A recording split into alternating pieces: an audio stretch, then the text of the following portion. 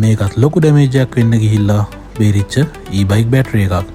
මේක අඩුම තරමේ එන්ක්ලෝසර් එකටවත් කිසිම ඩැමේජ් එකක් වෙලා තිබුණේ නැහැ. මේක මෙහෙම වෙන්න හේතුව මේ BMS එක. BMS එක ෆේල් වෙලා තමයි මේ ස්පාර්ක් එක ඇවිල්ලා තියෙන්නේ. අපි පස්සේ චෙක් කරද්දී e-bike control එකේ ෂෝට් එකක් තිබුණා. අපි හිතන්නේ ඒ ෂෝට් එක නිසා BMS එකට ඉෆෙක්ට් වෙලා තියෙනවා.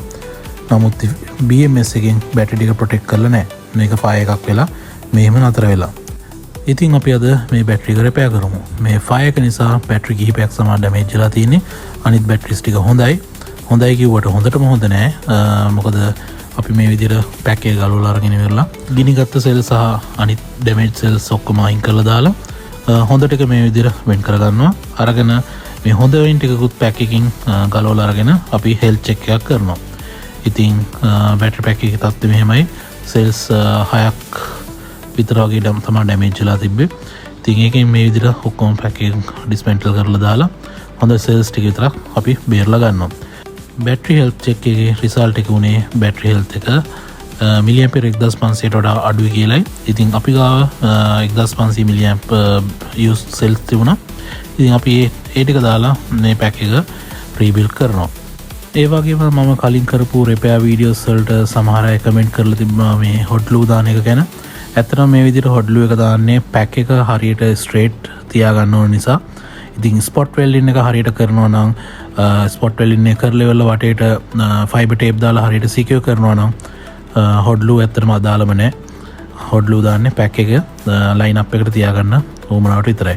ඊට පස්සේ අපි යූස් සෙල් ටිකයි චෙක් කරපු සෙල්ස් ටිකයි හොඳ සෙල්ස් ටිකයි ඔක්කොම මේ විදිහට ඇසෙම්බල් කරලා ස්පොට් වෙල්ඩ් කරගන්නවා. ඉතින් ඔයාලගෙත් e-bike batteries මේ විදිහට රිපෙයාර් කරගන්න ඕන නම් අපිව contact කරන්න පුළුවන්.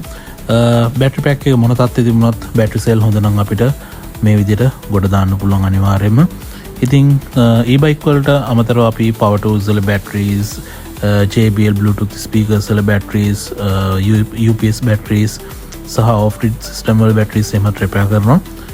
ඔයගලන්ට අපිව contact කරගන්න පුළුවන් අපේ සර්විස් එක ගන්න. ඉතින් අපේ අතින් රිපෙයාර් එකක් වෙන්නේ මේ විදිහට තමයි. ඔයගලන්ට නීට් එකට ප්‍රොෆෙෂනලි වැඩක් කරගන්න ඕන අනිවාර්යෙන් අපිව contact කරන්න. ඉතින් ස්පොට් වෙල්ඩින් පාර්ට් එක ඉවර කරලා අපි වයර් හානස් එක මේ විදිහට පිළිවෙලට දාගන්නවා. ආයෙ ෂෝට් එකක් නොවෙන්න. ඔයගලන්ට මතක ඇති කලින් ඔරිජිනල් ඇවිල්ලා තිබිච්ච BMS එක තිබිච්ච විදිහ සහ දැන් අපි හදන විදිහ. මේ තියෙන්නේ මේ පැක් එකේ තිබිච්ච පරණ BMS එක. මේකෙන් තමයි ගින්නක් ඇති වෙලා තිබ්බේ. ඉතින් මේකේ වයර් හානස් එක අපි ගලවලා අරගෙන අපි අලුත් පැක් එකකට දාගන්නවා.